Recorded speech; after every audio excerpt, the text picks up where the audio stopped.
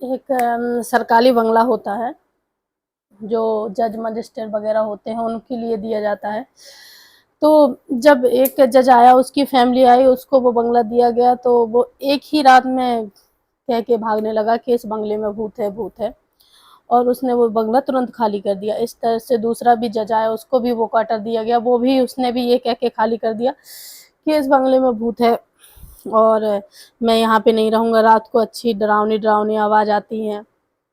तो जब कर्मचारी इससे परेशान हो गए तो सरकार को आदेश दिया गया। सरकार ने वो बंगला तोड़वाने के लिए, दोबारा से बनवाने के लिए बोला। जब वो बंगला तोड़वाया गया तो एक नहीं, दो नहीं, सीधे 4-4 लाशें मिली उसमें। तो सब लोग देख के हैरान रह गए। मैं स्नेहा की आवाज़ में आपका स्वागत है। नमस्ते, राम राम, कैसे हैं आप सब? आज की कहानी स्टार्ट होती है एक ऐसे इंसान की, जो जो एक ऐसा भाई जिसकी बहन खो गई थी, और वो लगातार अपनी बहन की तलाश कम से कम एक नहीं, दो नहीं, 15 साल से लगातार कर रहा था।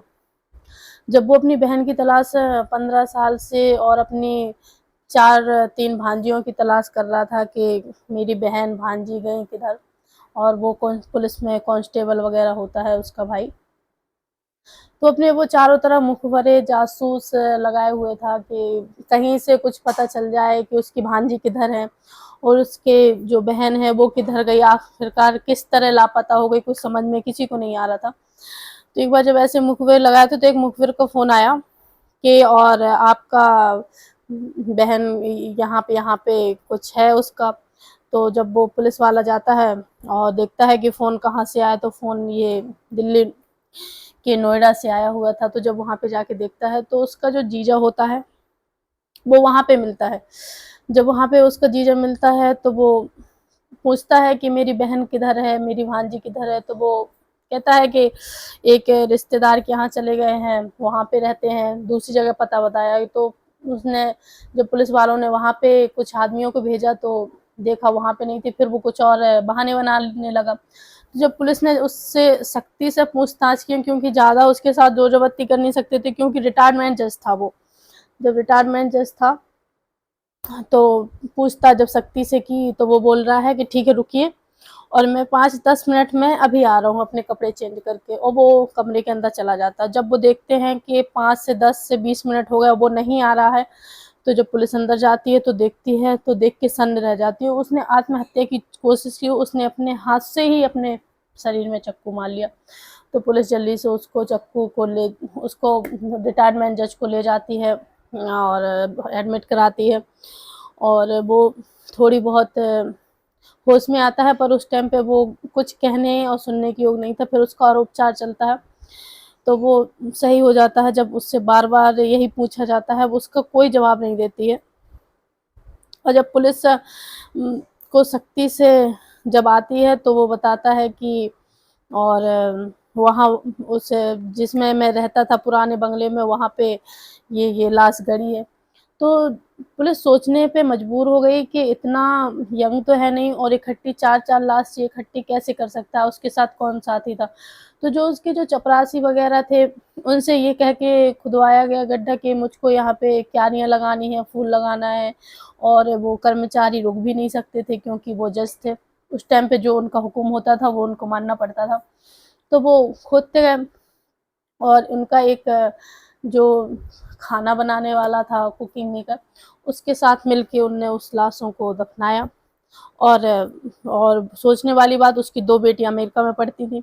तो वो कैसे आई, तो उनको किसी ज़रूरत से फ़ोन करके भी उनको बुलाया, और उनको भी वही हादसे से गला दबा के उनकी हत्या कर दी, और चारों लाशों को उसी जो सरकारी क्वार्टर वगैरह जो बोलते हैं कि बंगले वगैरह होते हैं उसमें दफना दिया।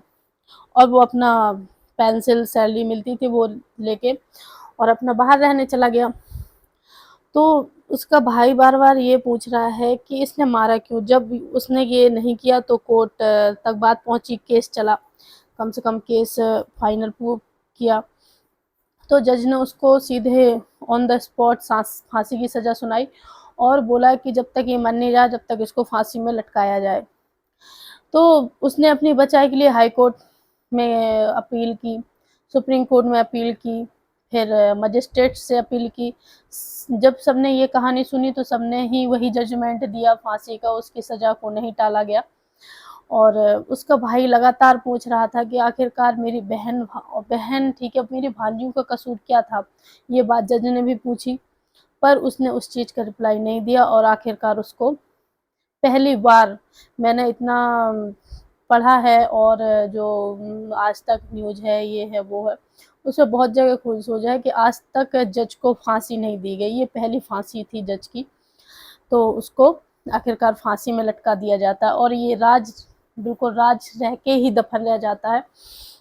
और इस राज का पर्दा आज तक नहीं खुला, और आज तक उसका भाई इसी सवाल को लेके सोचता रहा कि आखिरकार उसने ये हत्या की क्यों और क्यों मारा। तो जज ने अपना तो चले गए, बट उन्हें राज का अपना कोई नहीं खोला। तो आप लोगों की स्टोरी जैसी लगी हो तो प्लीज़ कमेंट करके ज़रूर बताएं, और मुझे सपोर्ट करें। आप लोगों की सपोर्ट और प्यार की बहुत ज़रूरत है। तो नमस्ते, राधे राधे, और आप लोग स्वस्थ रहें, मस्त रहें। तब तक के लिए मिलते हैं नेक्स्ट कहानी के साथ। तब तक के लिए बाय बाय।